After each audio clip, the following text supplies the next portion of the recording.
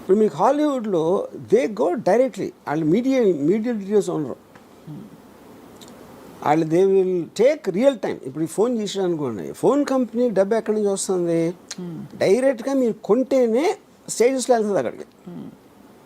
So the product has to work in any manufacturing థింగ్లో. ఫిలింలో ఏంటి, మీరు బయ్యర్ కోసం తీస్తున్నారు అంతే కదా. బయ్యర్ కోసం తీసినప్పుడు వాడు మనకి ఎంత ఇస్తాడు, వాడిని ఇంప్రెస్ చేయడానికి అనేది ఎక్కడో సబ్ కాన్షియస్గా that becomes a bigger point then the actual film. మర్చిపోతారు చాలాసార్లు అవును ఫిల్మ్ ఏం చేస్తున్నాం అని. కరెక్ట్. అంటే honesty in a certain way, honesty అంటారు కదా. అంటే అందరికీ జనాలు నచ్చాలని ఉంటుంది, అది కాదు. But you can forget and easily divert your attention from the main point.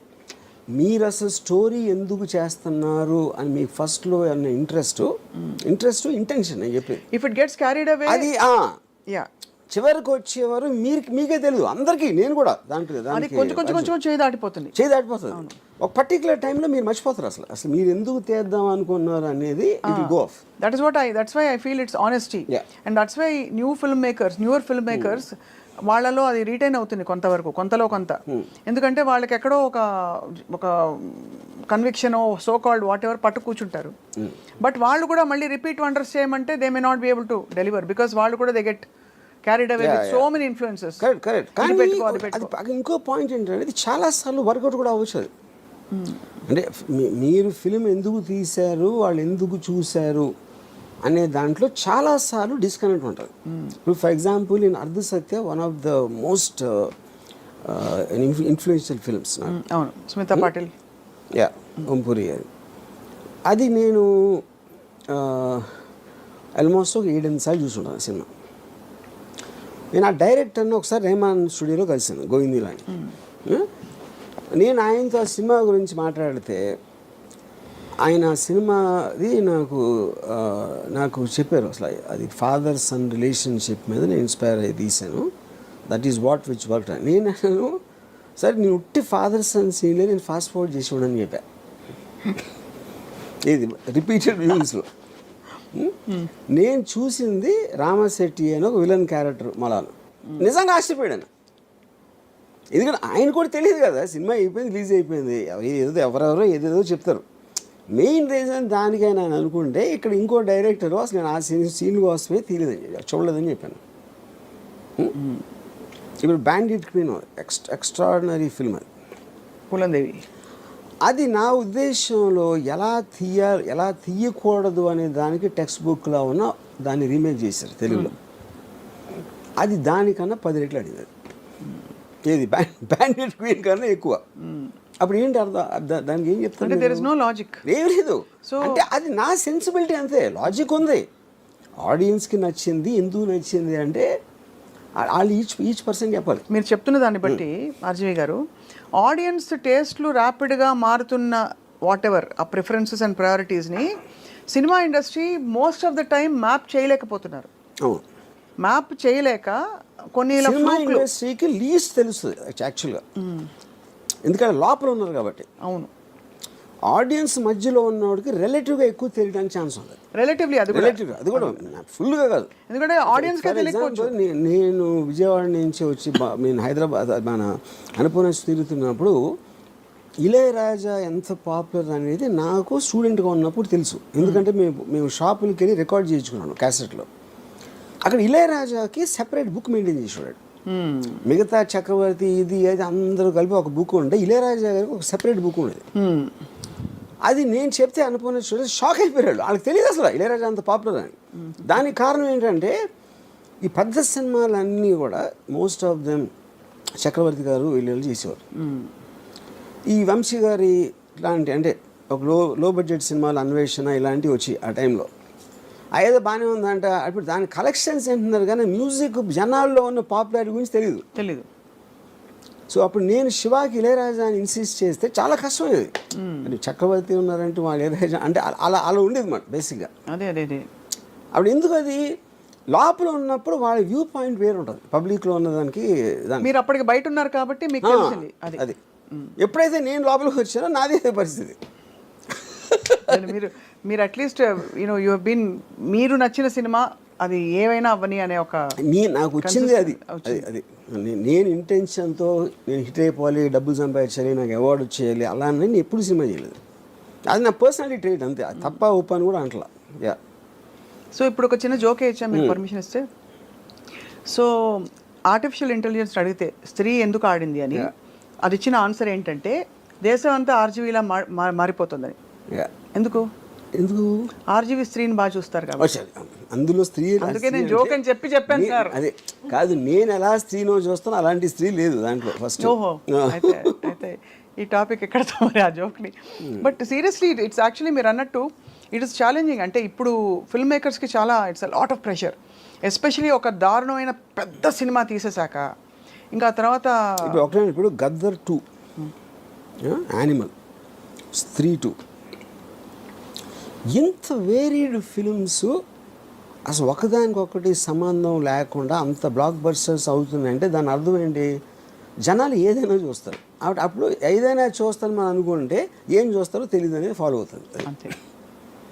అప్పుడు ఇంకా మనం అనుకున్నది మనం కన్విక్షన్తో చేయటం తప్పిస్తే there is no other choice for anybody. There's no other choice. After that it's about the figures. Correct. ఏ కాస్ట్లో తీయాలి, అవి ప్రాక్టికల్ డెసిషన్స్, అది viability, practical decisions and all that. But ఏదేమైనా మన కన్విక్షన్ని దాటి వెళ్ళి తీయడం వల్ల అది ఛాన్స్ ఆఫ్ హిట్ అవ్వడం ఉండొచ్చు కానీ but there are more chances you'll fail because you are carried away in a lot of noises which is not your own voice. అంతేనా? యా. So interesting. మీరు స్త్రీ 2 ని ఇప్పుడు మీ 2గా మార్చి మేము వెళ్ళి చూస్తాం సినిమాని. అది నేను చూడలేదు ఇంకా. But the point is this is a paradigm shift in terms of. మీకు రాజ్ కుమార్ రావు ఫ్రెండా sir? I know him. You know him. Did you tell him that the film is? No. You haven't yet told. Well, I'm sure he'll be surprised with your tweet. And strangely, tana first film naade nathone chesadu. Oh. He has some 3 scene role in Run. Yeah. కానీ ఇక్కడ again I'm telling you, ఇది రాజ్ కుమార్ రావుకి సంబంధమే లేదు. ఇది కానీ 10 రోజులు అనుకున్నాడు కదా. ఫిలిం అనేది జస్ట్ ఇప్పుడు ఇంకోటి ట్రైలర్ అన్నారు కదా, ట్రైలరు ఎందుకు అసలు ఏం చూస్తారు ట్రైలర్లు అనేది. ఇప్పుడు చాలా సినిమాలు మీకు 20 మిలియన్ వ్యూస్, 30 మిలియన్ వ్యూస్ వస్తాయి, సినిమాకి ఎవడు రాడు. అప్పుడు అక్కడ ఒక లాజిక్ ఏంటంటే ఇంతమంది చూశారు కాబట్టి వాళ్ళందరూ వస్తారు అని మనం అనుకుంటాం. అంతమంది చూశారు కానీ వాళ్ళు చాలామందికి నచ్చలేదని అప్పుడు అర్థమవుతుంది. అంతేగా. ఇప్పుడు ట్రైలర్ చూడటానికి నచ్చడానికి డిఫరెన్స్ ఉంది కదా. Akshay Kumar highest paid actor in the country అంటారు, నిజమా sir? Akshay Kumar no, it's not more than Prabhas. Prabhas is highest paid. Prabhas I think would be the highest. నాకు సరిగ్గా ఎగ్జాక్ట్గా తెలీదు but I would believe. Yeah, because దానికి వన్ ఆఫ్ ద రీజన్స్ ఒకటి films, రెండోది దానికి మల్టిపుల్ లాంగ్వేజ్లో మార్కెట్ ఉంటుంది కదా, which Akshay Kumar won't have. Correct, that's true, that makes sense. Yeah, తప్పకుండా ఈ డార్క్ కామెడీ అండ్ సో ఇప్పుడు హారర్ కామెడీలు విపరీతంగా తీయటం మొదలెడతారు ఇప్పుడు అందరూ. ఇప్పుడు చక్కగా చేతులు కాదు ఇప్పుడు అంటే మీకు any success is always followed immediately. Yeah, so ఇప్పుడు ఒక మొత్తం ప్రొడక్షన్ ఆఫీసెస్ అన్నిటిలో ఒక డార్క్ గ్లూమీ లైటింగ్, ఎందుకంటే ఆ టోన్లో తీసేది ఇది. ఓహో, స్త్రీ 2 లైటింగ్ టోన్ అది. మొత్తం లైట్లు హరిపేసి బ్లూ లైట్ వేసుకుని నాలుగు చేస్తారు. ఏంటి నాలో లేనిది అమ్మాయిలో ఏముంది అని ఆలోచించినట్టు నా సినిమాలో లేనిది ఆ సినిమాలో ఏముంది అని అందరూ ఆలోచించుకుంటూ ధ్యానం చేసుకుంటూ కూర్చోవాలి. నేను యానిమల్ గురించి చెప్పినప్పుడు సందీప్ బాగా చెప్పాను, మొత్తం ప్రొడక్షన్ ఆఫీస్లో మీ డిస్కషన్ రూమ్ ఉంటుంది కదా, ఆ డిస్కషన్ రూమ్లో డెసిషన్స్ తీసుకుంటారు. స్టోరీ ఏంటి, ఎలా ఉండాలి, ఇలాంటివన్నీ జరుగుతూ ఉంటాయి. అప్పుడు వేరే వాళ్ళు వస్తారు. వచ్చినప్పుడు అందులో పెద్ద మాస్టిఫ్ కుక్క ఉందనుకోండి. ఇప్పుడు మీ కుక్క అంటే మీకు కంఫర్ట్ ఉంటుంది. ఆ బయట నుంచి వచ్చిన వాళ్ళకి ఇంత పెద్ద కుక్క ఏమైనా చేస్తుందా, గబుక్కుని కరుస్తుందా అనే ఒక టెన్షన్ ఉంటుంది కదా. ఆ టెన్షన్లో కూర్చుని దాని మూమెంట్స్ గమనిస్తూ ఉంటారు, ఇటు ఒకటి తిరుగుతూ ఉంటుంది. అలా గమనిస్తున్నారు అయితే. అది అలాగా యానిమల్ అనే సినిమా అది చేస్తాను నేను ప్రొడక్షన్ ఆఫీస్లో. అంతే, వీళ్ళు ఏం డిస్కస్ చేసినా యానిమల్ తిరుగుతూ ఉంటుంది వాళ్ళ మైండ్స్లో.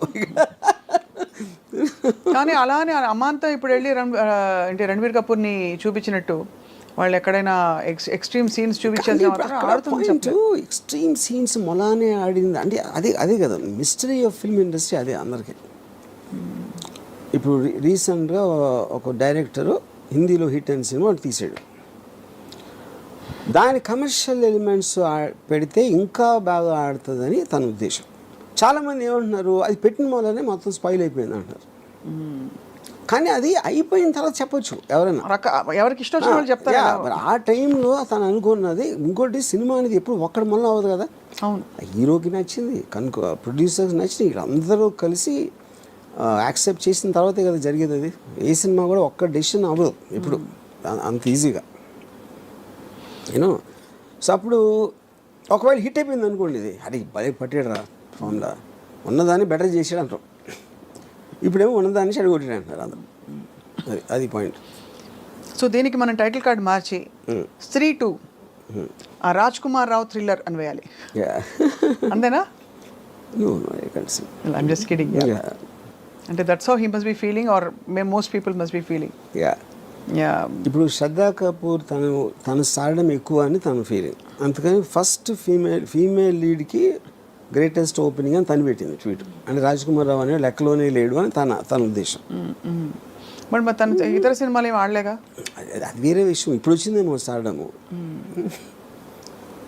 నీకు వచ్చినప్పుడు పట్టుకోవాలి, కానీ మళ్ళీ మీరు కూడా లాజిక్ ఆలోచిస్తారుగా. ఇది ఏఐ తేల్చలేకపోతే డెఫినెట్గా ఫస్ట్ ఆఫ్ ఆల్ ఏ జ్యోతిష్యం చెప్పదు, ఉన్న దానికి మీకు అందరికన్నా బెటర్గా ఎక్స్ప్లెయిన్ చేస్తుంది, కానీ అది జ్యోతిష్యాలు కదా. డిరైవ్డ్ డేటా నుంచి కన్క్లూజివ్గా, but it might be able to say. ఎప్పుడు చెప్పగలుగుతుంది ఏ దీని గురించి ఇన్ టర్మ్స్ ఆఫ్ దాని అల్గోరిథమ్స్లో ఏ సాంగ్ అయితే యూనో ఎలా. ఇప్పుడు నెట్ఫ్లిక్స్ వీటిలో కూడా ఈ మధ్యన there using artificial intelligence to select the content. అవును, అదేం చేస్తుందంటే పారామీటర్స్లో ఏమేమి స్టోరీలో ఉన్నాయి జానర్ వైజ్గా, దీని వైజ్గా, దాని వైజ్గా అది స్టడీ చేసి దానికున్న ఎంత బేసిస్లో ఎలాంటి సినిమాలు ఎక్కువ, ఎలాంటి సీన్లు ఎక్కువ చూస్తున్నారు, ఏ యాక్టర్ని ఎక్కువసేపు, ఇదంతా క్యాలిక్యులేట్ చేసి చెప్తుంది, అలాంటి చూసి చెప్తుంది. కాబట్టి AI is only derived data. But ఇవాళ మీరు నేను చూడండి, నార్మల్ న్యాచురల్ యావరేజ్ ఇంటెలిజెన్స్ అంటే మీరు కాదు నేను, ఇవాళ ఒక సినిమా గురించి గంటసేపు మాట్లాడాం, AI I'm sorry I cannot answer that అంటుంది. కాబట్టి మనమే గొప్ప. ఎందుకంటే స్పెక్యులేషన్ చేయదు అది.